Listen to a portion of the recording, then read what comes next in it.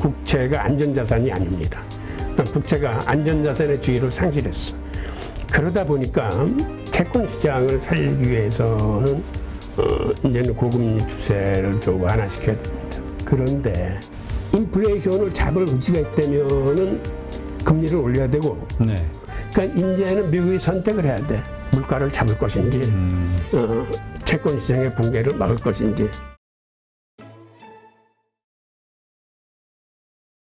그다음에 마지막으로 세계 채권 시장 자체가 지금 위험성이 점점 고조되고 있는데, 그 이유는 여태까지 국채는 계속 금리가 떨어져 왔기 때문에 국채를 사면은 국채 가격은 오른다라고 생각해서 국채가 안전자산이었어요. 그게 지난 40년간의 신화예요. 그러니까 1980년도에 미국에서 시중금리가 고점을 찍은 이후에 계속 떨어져서 제로금리까지 내려오지 않았습니까? 그래서 사람들 뇌리에는 국채는 안전자산이고 사두면은 가격이 오른다라고 그랬는데, 이제는 그 현상이 반대로 돌아가는 거예요. 즉, 시중금리가 오른다는 얘기는 국채 가격이 떨어져서 갖고 있는 사람이 손해를 본다는 거거든. 그러다 보니까 이제는 국채가 안전자산이 아닙니다. 그러니까 국채가 안전자산의 주의를 상실했어. 그러다 보니까 이제는 국채를 갖고 있으려고 하지 않아. 오히려 던지려고 그래. 그렇죠. 그러니까 여태까지 미국 국채 같은 경우는 세계 각국 중앙은행들이 가장 큰 손이었는데, 우선 그들도부터 국채를 사지 않아. 그리고 연구금이나 거대 펀드들도 이제 국채나 채권을 담지 않습니다. 네. 이게 위험자산으로 변했기 때문에.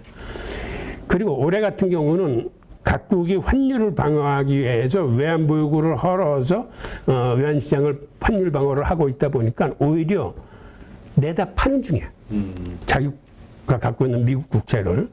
그래서 미국 국채 시장이 굉장히 위험해졌어요. 우선 이 그래프를 보면 지난 40년간 10년물 국채 수익률이 계속 떨어지고 있네요. 예, 그러니까 금리가 계속 떨어지고 있는데, 최근 들어와서 이게 이제 상승 추세로 반전돼서 이미 지금 4%가 넘은 상황이고, 그 다음에 이 그래프는 올해 들어와서 각국이 갖고 있던 미국 국채의 보유액이 얼마나 줄었는지를 나타내주는 그래프입니다. 그러니까 이게 세계적인 현상이야.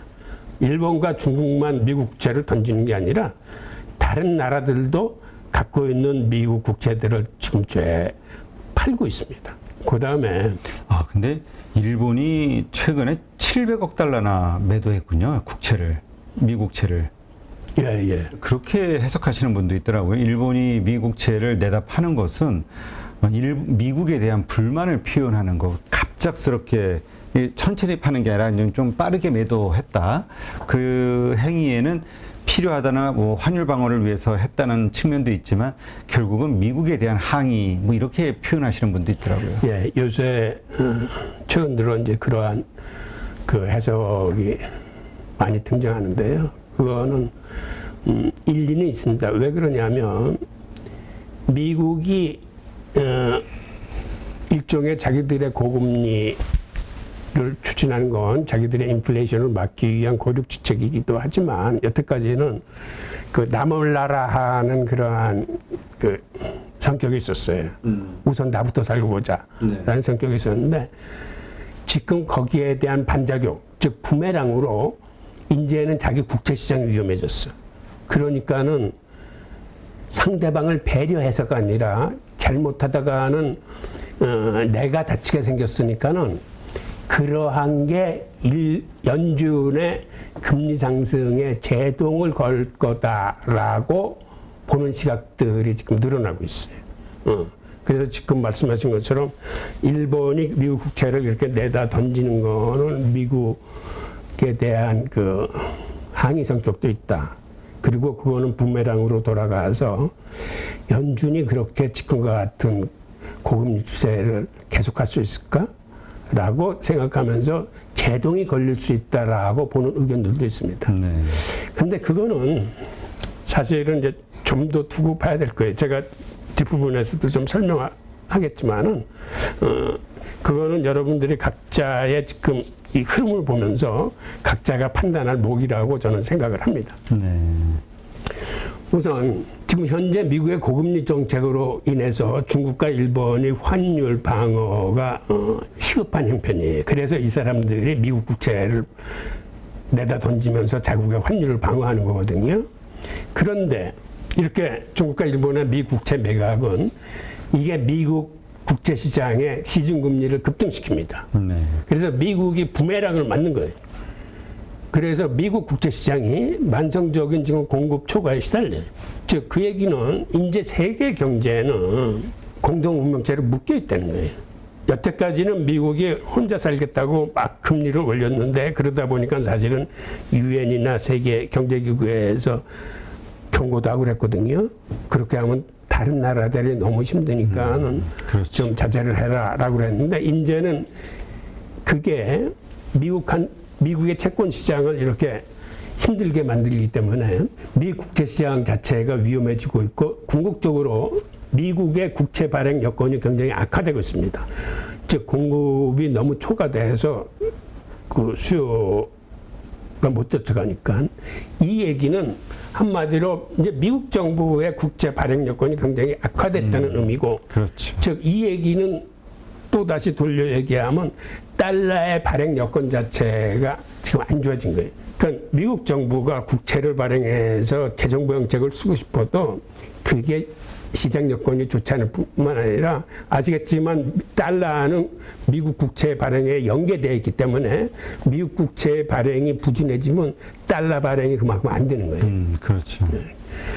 그다음에 그래서 이러한 현상이 연준의 고금리 추세에 제동을 걸 거다라고 보는 시각들이 이제 많이 늘어났는데 과연 그렇게 될 수 있을까는 이제 또 다른 요소를 봐야 되는데.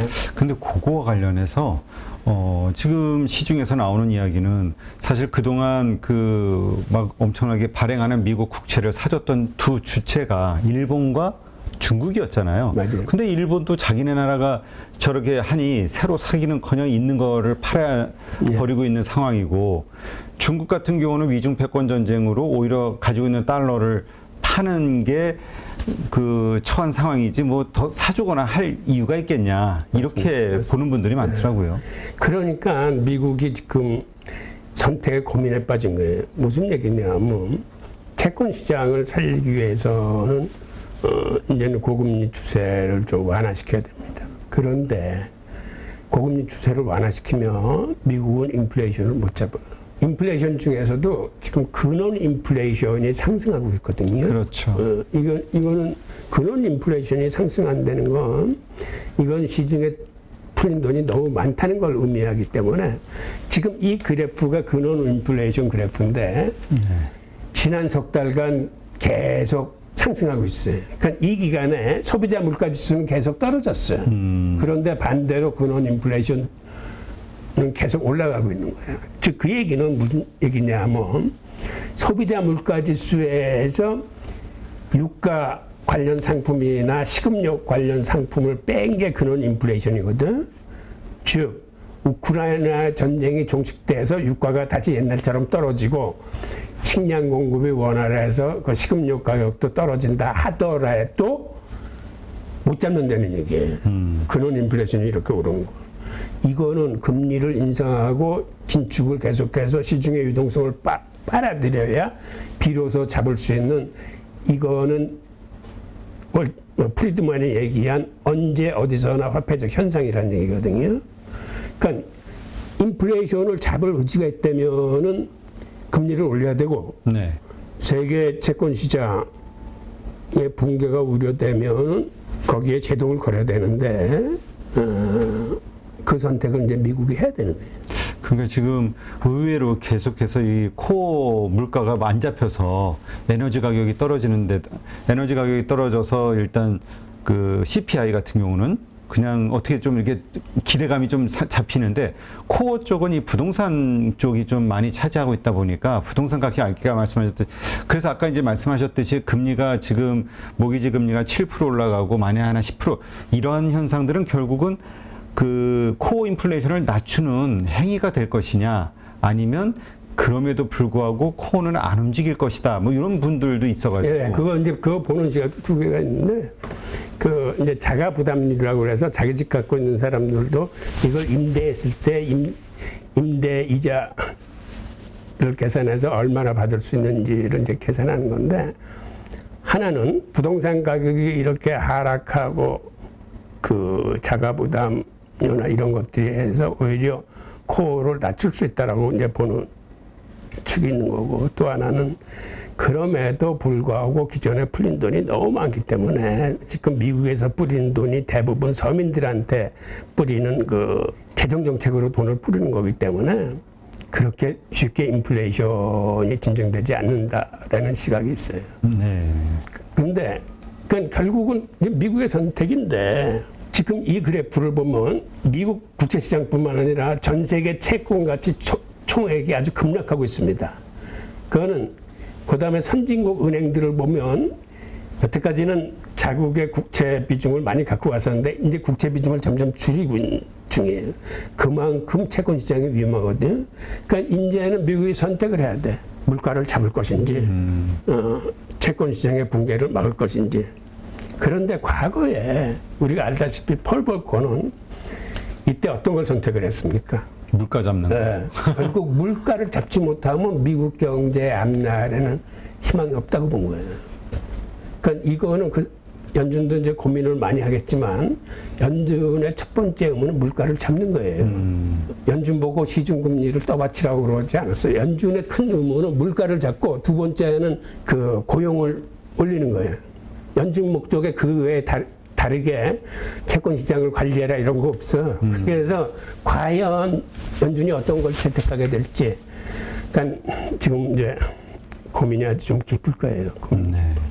그러겠네요, 진짜. 네. 그 다음에 이렇게 국채 가격이 올라갔다 보니까 문제는 회사채 금리는 훨씬 더 뛰어 올라가고 있어요. 그래서 아주 신용이 좋은데도 이미 5%, 6%, 지금 6% 선에 와 있어요. 지금 한정 같은 데가 5.9%에 지금 발행을 했거든요. 그 다음에 BB 등급 같은 데는 지금 이제 거의 한 12% 정도로 치솟아 해요. 그러니까 이제는 기업의 동감음이 생긴 거예요. 그러니까 중소기업 같은 경우는 버티기 힘들어. 그러네요. 그리고 앞으로 미국의 고금리 추세가 더 지속되면은 회사채 금리도 더 올라갈 텐데, 이제는 이 금리를 감당하지 못해서 기업 부도 사태가 속출할 겁니다. 우선 롤오버가 안 되는 거예요. 그러니까 옛날 빚을 갖고 해서 새로운 신규 채권을 발행해서 그렇죠. 그걸 가지려고 하는데 하도 금리가 높아지니까 이게 안 돼. 그 다음에 채권 시장의 붕괴가 왜 위험하냐면, 이게 비록 옛날 자료긴 하지만 세계 주식시장 총액이 2015년 같은 경우에 60조라고 그랬습니다. 그런데 채권은 그보다 훨씬 더 커가지고 100조 정도 시장이고, 게다가 채권 관련 파생 상품의 총액은 이거는 어마무시하게 많아. 한마디로 주식시장에 비해서 채권시장이 훨씬 더 큰 시장이거든요. 그래서 채권시장에 혼란이 오면은 이거는 한마디로 금융시장의 대혼란과 더불어 심하면은 금융시장이 정말로 올 수도 있어요. 그러니까 우리는 이제 주식시장만을 보는데 주식시장보다 이게 훨씬 크죠, 채권시장이. 예. 예.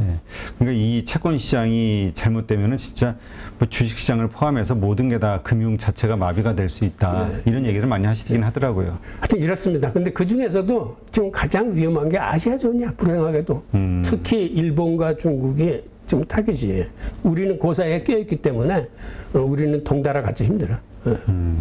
하여튼 이러한 상황. 근데 사실 우리만 해도 뭐 오늘도 5대 금융지주에서 뭐 95조 유동성을 풀었다 이런 얘기가 나오고, 정부에서도 뭐 요즘 뭐 흔히 하는 말로 그 강원도에서 그 뭐죠? 2천억인가요? 3천억인가 그것 때문에 지금 뭐 80조가 필요하게 된 상황이다 뭐 이런 얘기를 하니까 상당히 어려운 상황인 것 같아요. 채권 시장이 지금 회사채도 그렇고. 그러니까 이게 또 다른 문제를 야기할 수 있는 게, 아까도 말씀드렸지만 긴축으로 가야 될 와중에 이런 문제가 터지니까 돈을 다시 풀기 시작하는 겁니다.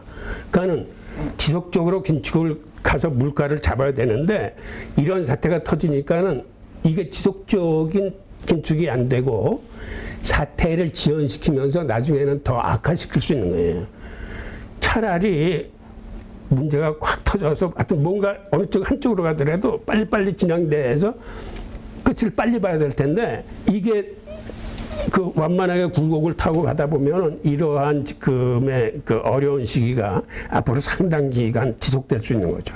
그래서 전문가들이 지금의 경기 침체를 L자형 장기 침체로 갈 수뿐이었고 올해보다 내년이 더 힘들고 내년보다는 후년이 더 힘들 거라고 얘기하는 그 요인 중에 하나도 바로 이런 것들이에요. 네, 그렇군요. 하여튼 지금 거시 지표, 그리고 글로벌 그 매크로 지표를 좀 보다 보면, 네, 하여튼 지금 우리가 처한 상황이 그렇게 만만치 않다. 네, 다시 한번 느끼게 되는군요. 이제 물론 이제 이거를 극복하기 위해서 연준을 포함한 각국 중앙은행들, 정부들이 어떤 조치를 취하느냐에 따라서 이거 상황은 또 좀 바뀌어 나가겠죠. 네. 그러나 어쨌건 상당히 힘들다는 거, 그리고 그러한 정부들의 대책이 무엇인가에 대해서 계속 우리가 고민을 해보고 추적을 하고 그 대책이 과연 이러한 어려운 상황을 얼마나 해소할 만한 파워가 있느냐, 이걸 잘 지켜봐야겠군요.